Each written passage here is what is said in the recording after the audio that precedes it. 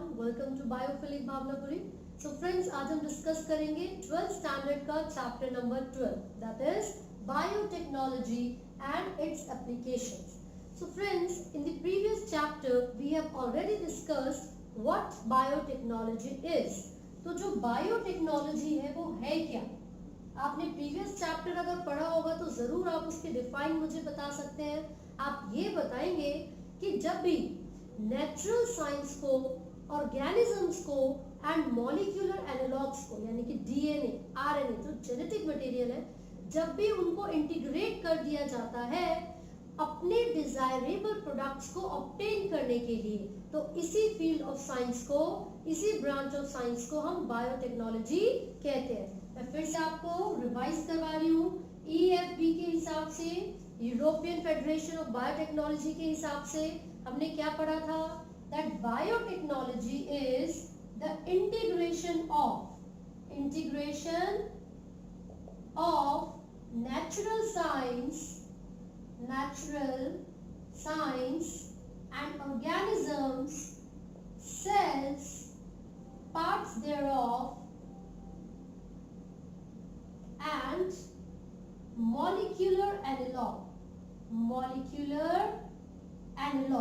इसका मतलब ये हुआ कि जब भी हम किसी लिविंग ऑर्गेनिज्म को, उसके जेनेटिक मटेरियल को मॉडिफाई करते हैं, साइंस के साथ जोड़ देते हैं, इंटीग्रेट कर देते हैं, ताकि हम अपने डिजायरेबल प्रोडक्ट्स को ऑब्टेन कर सके, तो इसी टेक्नोलॉजी को बायोटेक्नोलॉजी कहा जाता है, राइट?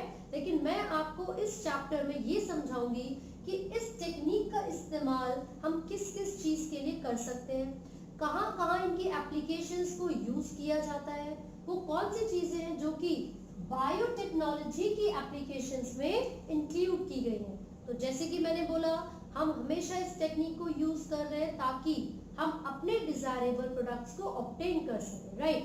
तो कहाँ कहाँ इसको यूज किया जाता है, तो इसकी एप्लीकेशंस में क्या क्या चीजें इंक्लूडेड है? सो इट इंक्लूड्स, सबसे पहली चीज मैं आपको बता रही हूँ, एक टर्म आपकी एनसीईआरटी में लिखी है, थेरेपॉटिक्स, है ना? थेरेपी से ये वर्ड निकला है। तो बेसिकली यहाँ पर किसकी बात हो रही है? जो थेरेपी यानी कि जो मेडिसिन्स हैं, जो दवाइयाँ हैं, ठीक है, या फिर डायग्नोसिस के लिए हमें ये डिटेक्ट करना है कि किसी इंडिविजुअल को कहीं किसी तरीके की बीमारी तो नहीं है, ठीक है। एक टर्म लिखी है बायोरेमिडिएशन। भाई इसका मतलब क्या है? इट मींस ये एक ऐसी टेक्निक है जिसमें हम माइक्रोब्स का इस्तेमाल करते हैं ताकि हम अपने एनवायरनमेंट के पॉल्यूटेंट्स को रिड्यूस कर सकें। यानी कि बायोरेमिडिएशन में क्या होगा? Some microbes are used in order to reduce the pollutants present in the environment. इसके अलावा प्रोसेस्ड फूड के लिए, प्रोसेस्ड फूड को ऑब्टेन करने के लिए, मेडिसिन्स को ऑब्टेन करने के लिए मैंने आपको बताया, जेनेटिकली मॉडिफाइड क्रॉप्स के लिए, जेनेटिकली मॉडिफाइड क्रॉप्स को ऑब्टेन करने के लिए। तो ये बेसिकली कुछ ऐसी फील्ड्स हैं जहां पर हम इंक्लूड कर रहे हैं बायोटेक्नोलॉजी की एप्लीकेशंस को। मतलब अगर मुझे डिजीज रेजिस्टेंस बनाना है प्लांट्स को, तो मैं उनके अंदर अपना कोई डिजायरेबल जीन या फॉरेन डीएनए इंट्रोड्यूस कर सकती हूँ ताकि उस पर्टिकुलर खेती को, एग्रीकल्चर को या क्रॉप को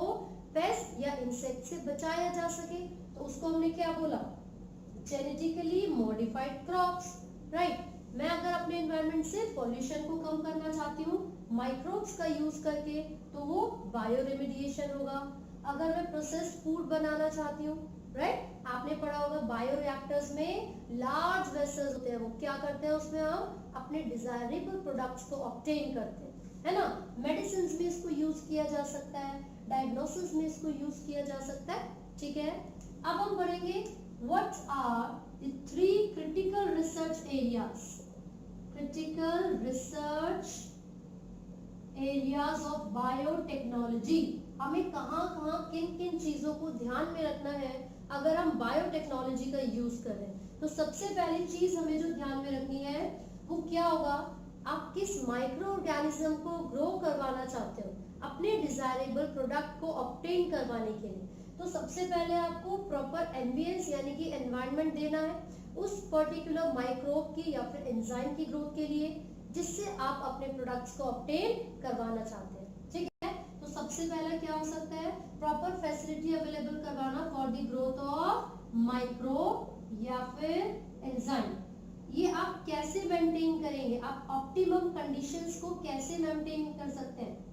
ठीक है, तो हम बायोरिएक्टर्स का यूज कर सकते हैं। बायोरिएक्टर्स के अंदर हमने देखा था प्रॉपर फैसिलिटीज होती है ना। हमने ये भी देखा था ऑक्सीजन की availability, pH, temperature, sampling port, हर एक चीज की अवेलेबिलिटी होती है बायोरिएक्टर्स में, राइट।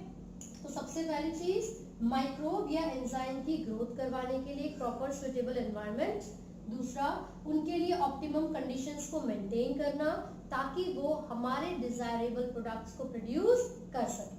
अगर मुझे बियर बनानी है तो मुझे एक यीस्ट का इस्तेमाल करना पड़ेगा which is saccharomyces cerevisiae, right. तो मैं ये ध्यान में रखूंगी कि कहीं कोई कंटामिनेशन ना आए, सिर्फ और सिर्फ वो सैक्रोमाइसिस सेरेविसी ही इन बायोरिएक्टर्स में आसानी से ग्रो कर सके।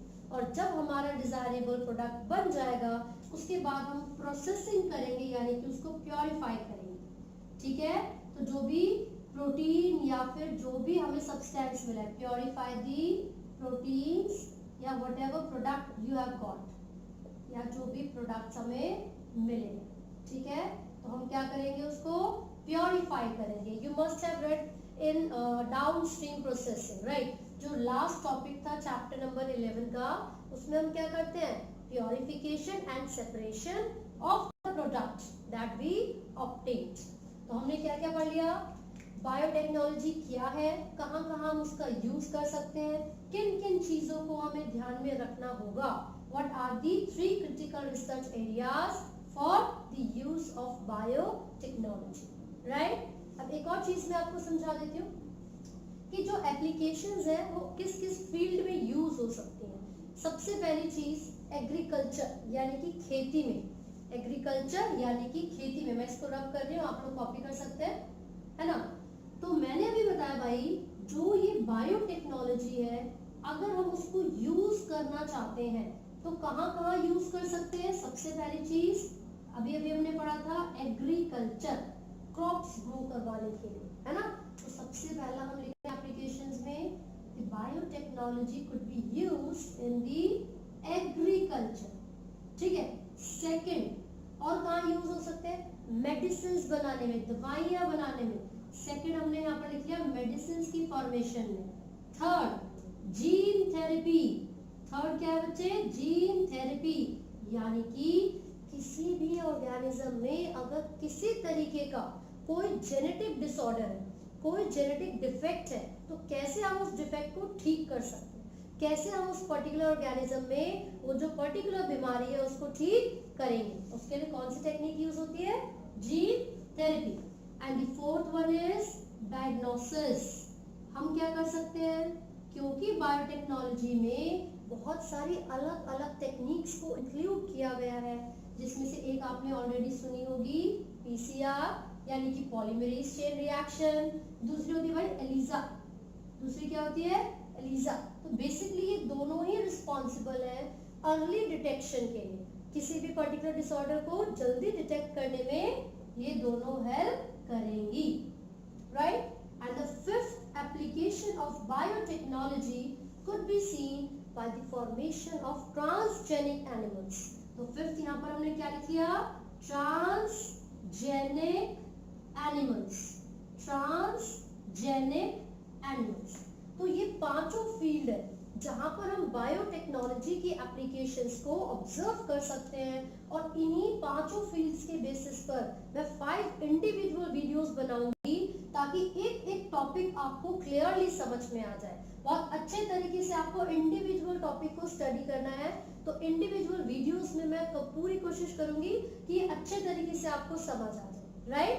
सो यहाँ तक अगर किसी को कोई भी डाउट लगता है तो आप कमेंट कर सकते हैं, पूछ सकते हैं। And do not forget to like, share and subscribe. Thank you.